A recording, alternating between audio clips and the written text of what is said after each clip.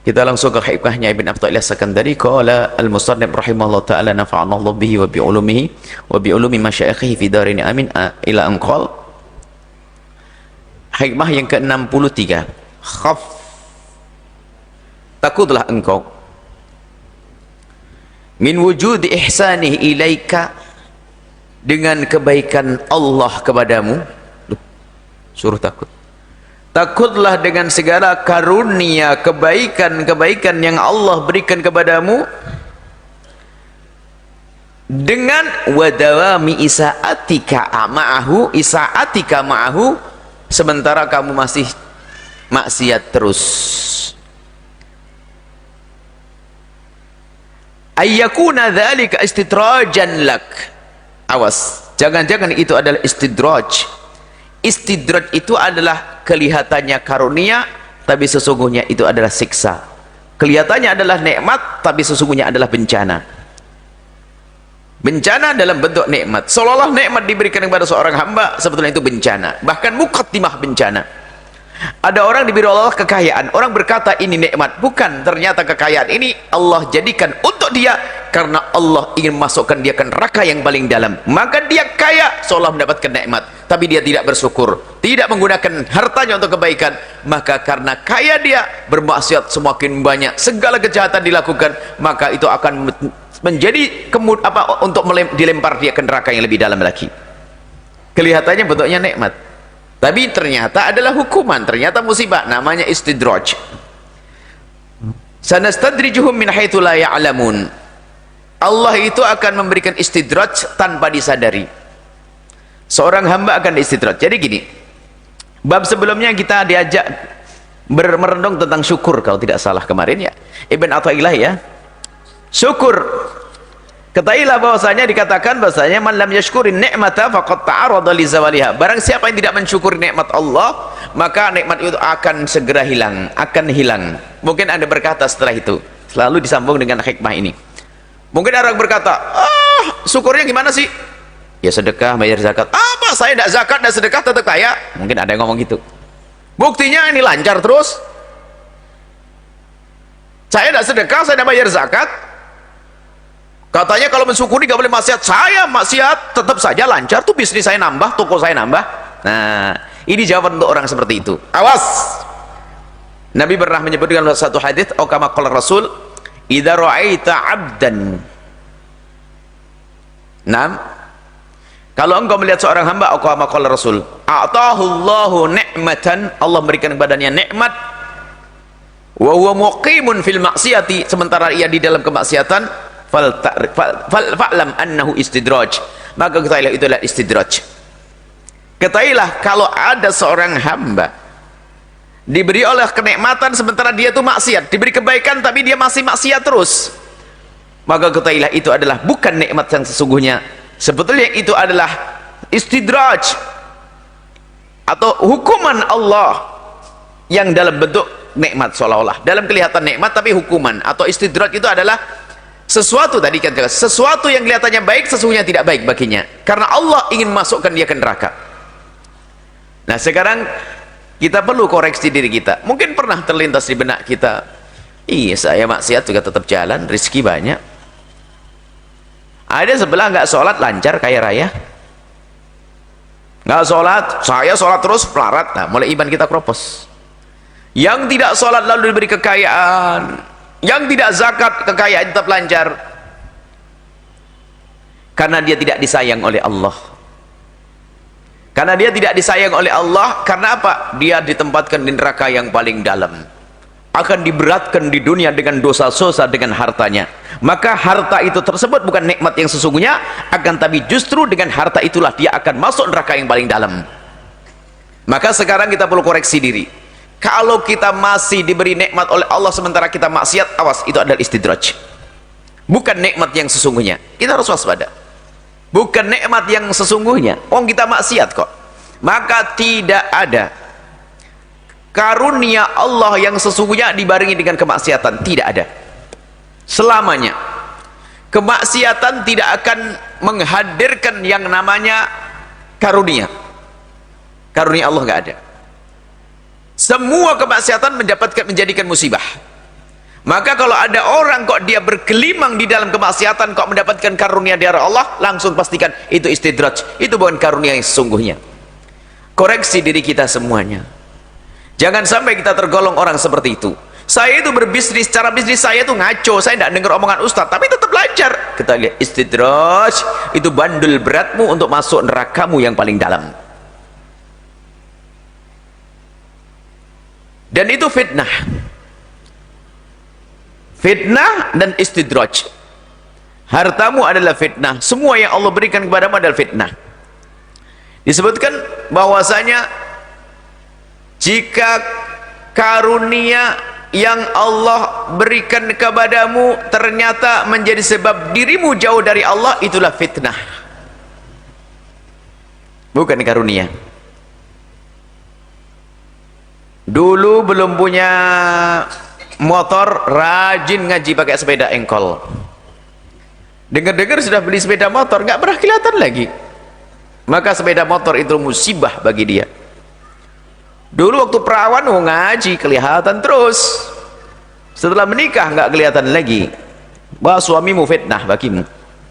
Dulu ngaji rajin sebelum menikah, tak tahu setelah menikah nggak kelihatan. Istrimu fitnah bagimu, hai anak-anakku, hati-hati. Karena apa? Kalau nama nikmat yang sesungguhnya itu akan menjadikan kita semakin dekat kepada Allah. Ada orang dia sudah dekat kepada Allah, diberi Allah kekayaan, yang ada syukur. Makanya perintah syukur itu untuk menguatkan ibadah. Bersyukur, bersyukur, bersyukur, bersyukur. Kalau orang semakin bersyukur, semakin dia merasakan nikmat yang besar, semakin kuat syukurnya. Sehingga para kekasih Allah itu yang ia rasakan adalah di dalam beribadah kurang terus. Nggak ada orang yang berkata, oh, aku sudah syukur kok. Syukur di paling berat. Makanya kemarin dikatakan orang yang bisa bersyukur itu sedikit. Dan syukur kita pun tidak akan mencukupi, tidak akan sesuai dengan karunia Allah. Teramat besar karunia Allah yang Allah berikan kepada kita.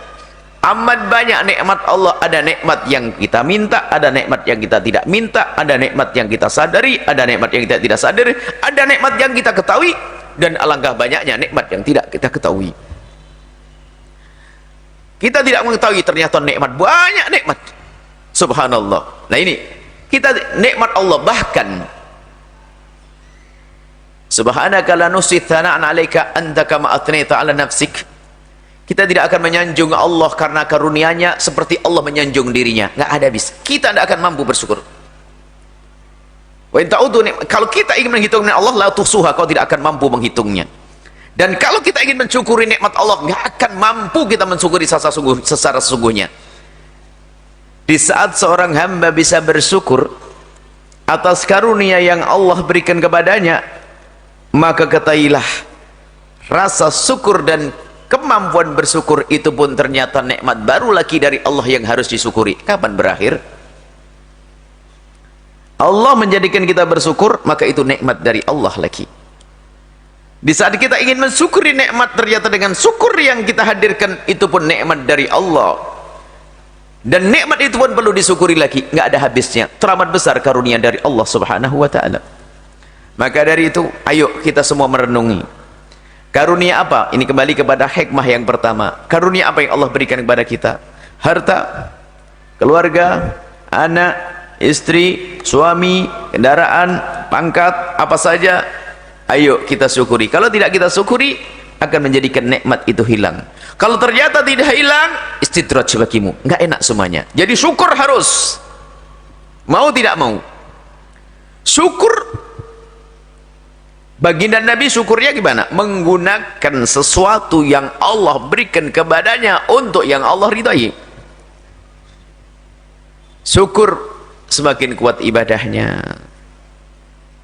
Matanya untuk melihat Al-Quran, lihat ibunda dengan penuh penghormatan. Baginda Nabi ditemukan oleh Siti Aisyah, sholatnya banyak sekali sampai hatta tawarramat qadamah, sampai kakinya bengkak. Padahal Nabi surganya tertinggi, nggak ada yang lebih tinggi dari surga Nabi. Dan Nabi tidak pernah punya dosa. Akan tapi Nabi masih melakukan ibadah seperti itu hatta tawarramat qadamah, sampai kakinya bengkak. Lalu Siti Aisyah bertanya, ya Rasulullah, kenapa kok capek-capek kau seperti itu ya Rasulullah?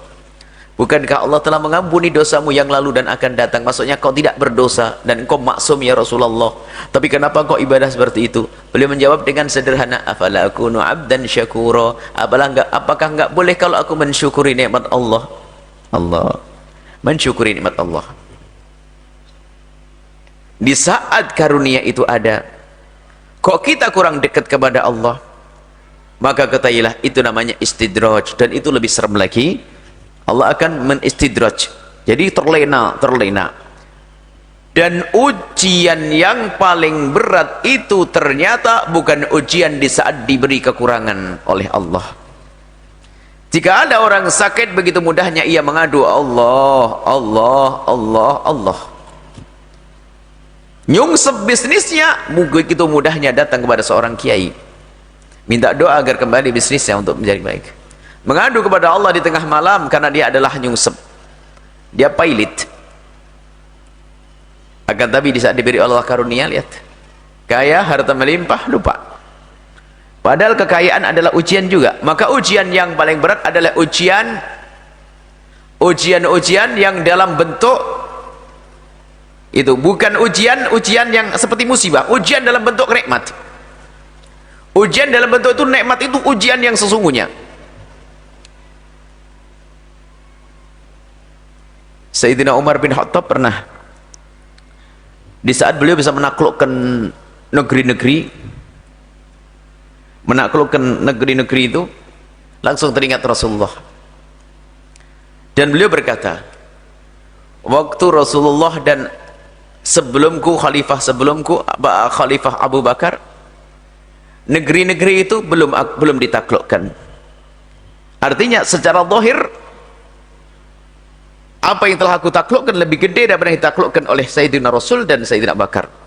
Lalu beliau berkata, menangis saat itu, dan berkata, sungguh di saat Allah belum mentakdirkan negeri-negeri itu taklukkan oleh Rasulullah dan Sayyidina Bakar, bukan karena Allah tidak menghendaki kebaikan bagi Rasulullah dan Sayyidina Bakar, titik. Dan di saat Allah membuka kemenangan untukku, bukan berarti Allah menghendaki kebaikan untukku, akan tapi semata-mata ujian untuk Umar bin Khattab. Syukur atau tidak? Nggak sempat Sayyidina Umar lebih luas dari jangkauannya Nabi. Nggak pernah Sayyidina Umar begitu, malah berkata, di saat kemenangan ada padaku, kejayaan bersamaku, perluasan negeri bersamaku, bukan karena itu terbaik untukku, akan tapi itu semata-mata ujian untukku. Apakah aku bersyukur atau tidak? Kita sering dengan karunia Allah ini terlena, betul, banyak terlena, dengan kekayaan terlena, dengan pangkat terlena, maka itulah istidraj, seolah-olah masuk surga, akan ternyata itu menjadi beban untuk masuk neraka jahanam. Baik, mari kita koreksi semuanya. Ingat, semua kemaksiatan tidak akan tidak akan menghadirkan karunia, semua kemaksiatan. Dan jika ada orang diberi Allah jika ada seorang bermaksiat kok masih diberi Allah karunia, maka ketahuilah itu adalah istidraj, bukan kenikmatan yang sesungguhnya.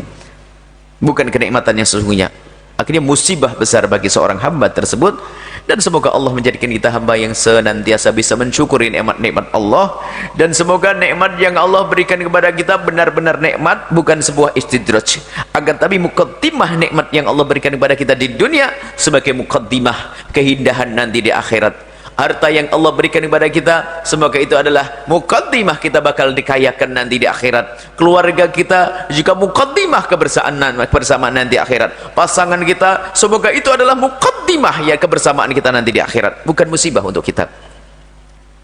Wallahu a'lam bissawab.